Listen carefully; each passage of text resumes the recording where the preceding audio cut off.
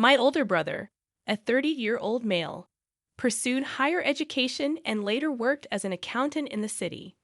Meanwhile, I, a 27-year-old male, started working for my dad as a plumber at the age of 15.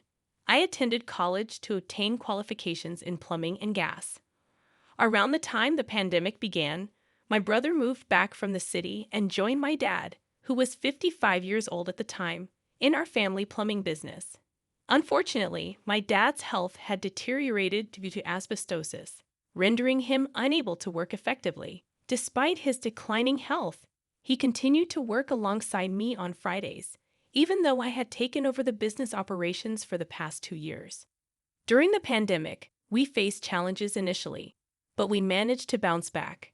We expanded our business, now operating 50 vans, each with one qualified and one trainee plumber. However, last month, my dad announced his decision to step down from the business due to his health.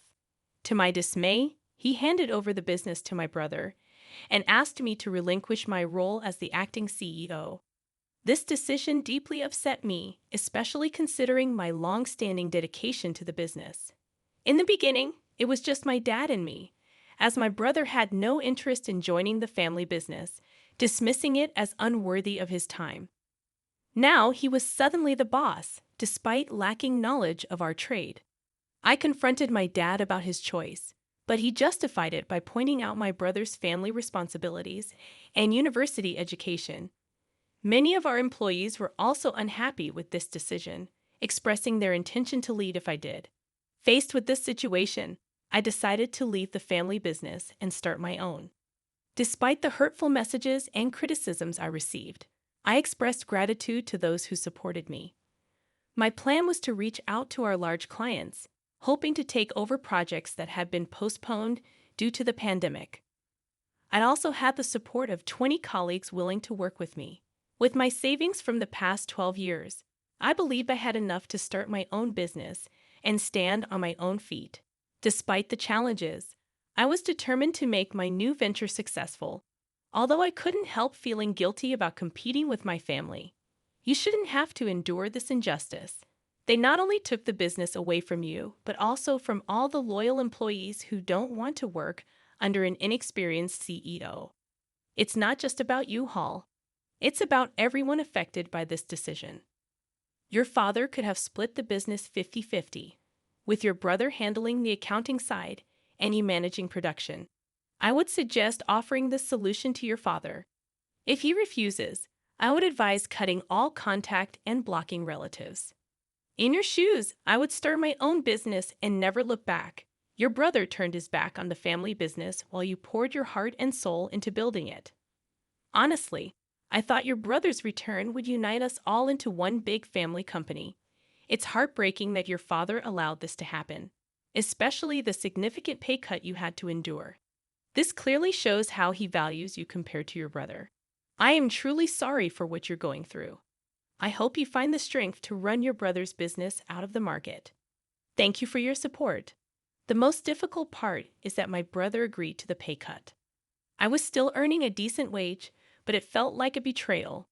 I'd always believed my father would divide the business between us, not leave me on the sidelines after everything I did to build it. Now for an update. I want to make it clear that I don't intend to start a business with the purpose of destroying my brother. Despite my anger, I've invested almost 13 years in this business, and I don't want to see anyone lose their job or witness the downfall of the company. It's currently 5 a.m. in England, and your support has been invaluable. I plan to talk to my father around 8 a.m. I'll take him out for breakfast to have an honest conversation. I'm not sure if I'll get the answers I seek, but I love my family and want my future kids to know them. I'll update you all after today's events. Second update.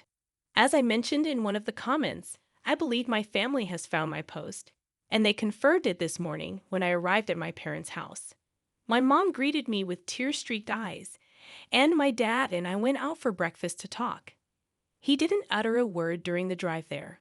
Upon our arrival, and then again on the way back, he asked if we could pull over to talk. It was the first time I had ever seen my dad cry. When I confronted him, asking why he had done this to me, He confessed he didn't know. I pressed him, and he finally revealed that he felt he owed it to my brother for not being there for him as much as he was for me during our upbringing. There were moments my brother needed him, but we were always working. I couldn't fathom it. After 12 years of relentless dedication, this was his justification. I told my father that I had invested half my life working for the business, and now he was sidelining me just because my brother had returned. It hurt me in ways I couldn't express. To my surprise, he wasn't angry when he discovered the post I had shared. Instead, he seemed remorseful. He admitted that my mother was devastated after reading the comments about how badly they had treated me. She believed I would never talk to them again. My dad acknowledged that he should have split the business between us, realizing that it would require both of us to keep progressing. He apologized for never expressing how proud he was of everything I had achieved. He understood my brother would never agree to a 50-50 arrangement. He pleaded for me to return, saying my brother would need me, but I replied that it was no longer my concern. I tried to make it work for 3 weeks after my demotion and pay cut, but my brother refused to listen, dismissing my expertise, so I left. My dad broke down, confessing that he had torn the family apart and regretted what he had done. I couldn't fathom why it took him so long to realize my value in the company. In the third update, I had several successful Zoom calls with clients, and they informed me they would be sending proposals for upcoming work.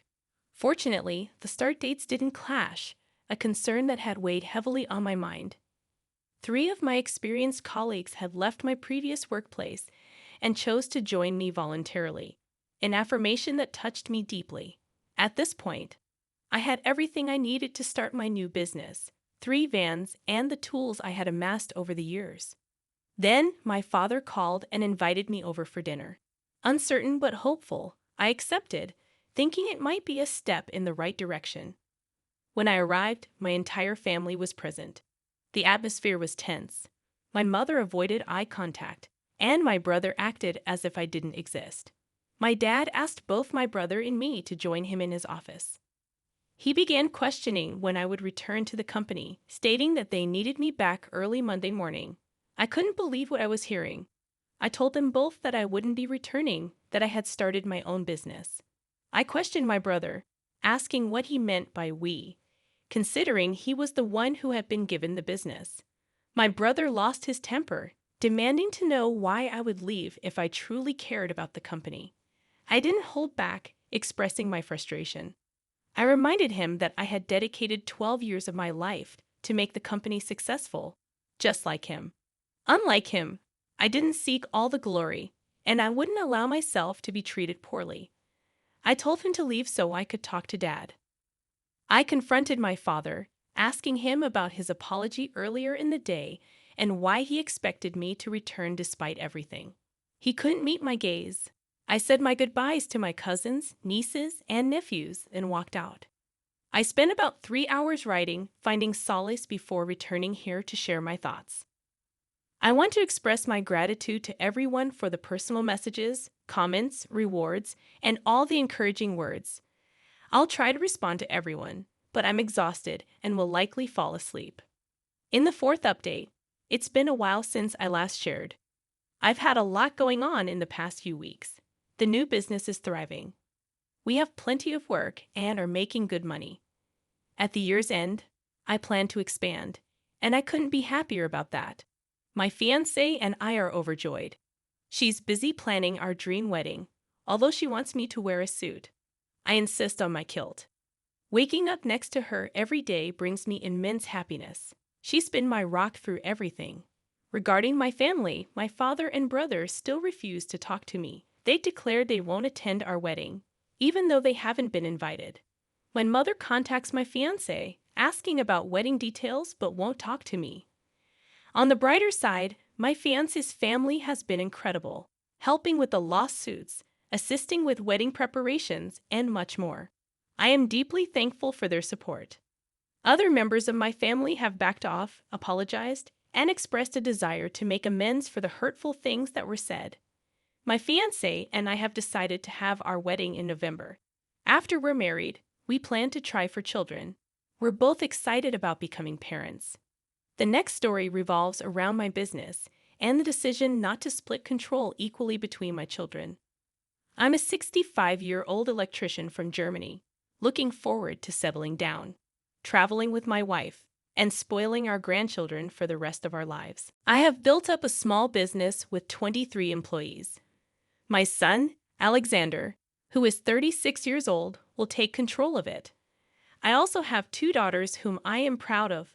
Laura, 34, has a master's degree in biochemistry, and Marie, 30, is a middle school teacher in mathematics and sports. Recently, I shared my plan of family gathering. Laura was supportive, but Marie accused me of favoritism, which I denied. I explained that Alexander had worked with me for 17 years, starting as a trainee and eventually earning his master's license as an electrician. He has demonstrated passion, dedication, and leadership, training 7 of our employees along the way. My daughters were offered opportunities to work with me during school holidays, but they pursued their own careers, which my wife and I supported financially and emotionally. I sought opinions on Reddit, asking if I was in the wrong. Most responses were in favor of my decision to leave the business to Alexander. People pointed out that hard work should be rewarded, emphasizing that he had invested his time and energy in the business and had helped make it successful. They agreed that leaving the business to him was a way to ensure stability for our employees and their families. Additionally, they acknowledged that it was my business and my money, and I had the right to decide who should inherit it. German law might have different views, but the consensus was that my choice was justifiable. In this situation, it's crucial for your uncle and cousins to consult a lawyer, as there might be legal costs involved in compensating his other children when he decides to pass the company to only one child. It's not being in a hole, it's just practical business sense. Marie may lack experience in this industry or running a business, which makes your son, Alexander, the most qualified candidate, given his 17 years of dedicated work with you. Marie's bitterness appears to stem more from Alexander's close relationship with you than from the handover of the business. It's worth considering that both Marie and Alexander had equal opportunities. They could have chosen to pursue a career as an electrician, but only Alexander followed through. It's unfair for Marie to resent the situation based on her own choices. As for your last story, about your inheritance, you're not the whole for not splitting your inheritance equally with your cousins. Your paternal grandmas will specify the distribution of her money among her grandchildren, not anticipating the number of children your dad and uncle would have. Your parents are right in asserting that it's your money, and you should be the one to decide how to handle it after gaining access to it. The accusations of selfishness are unwarranted, especially considering the unique circumstances that led to the uneven distribution. Your upbringing and your parents' financial decisions are entirely unrelated to the situation at hand. I had to buy my own car, while my cousins had theirs bought for them by their parents. My dad's aunt constantly fueled my uncle's belief that my dad was the favorite child, which left my uncle resentful. He now uses the fact that I'm receiving more money to support that idea. I refuse to split the money because it's rightfully mine. The inheritance was meant for the children of my dad, and it's not my fault that my parents had only one child. My parents taught me financial responsibility, and I plan to put most of the money into a lifetime ISA. I intend to use some of it to travel after university and invest the rest wisely. I'm not planning on squandering it all in one go. Furthermore, Connor and Olivia's shares are substantial, far more than most people inherit and more than many have access to in their early 20s. Connor has already spent most of his inheritance on partying, traveling, and cars, so I don't see why I should have to compensate for his choices. Regarding the messages I've received, I want to clarify that my grandma did not exclude my dad and uncle. She only left the money from her various bank accounts to the grandchildren. Her other assets, such as property, jewelry, art collection, and investments, were divided between them. To those who say I'm being selfish, I firmly believe that my decision aligns with my grandma's wishes. Imagine if the roles were reversed. Would they willingly share their inheritance? I don't think so. This is a fair, but not equal, situation. My grandmother was fair by splitting the money 50-50 between her son's descendants. It's their entitlement and not a matter of greed. Anyone questioning it can express their concerns at her grave.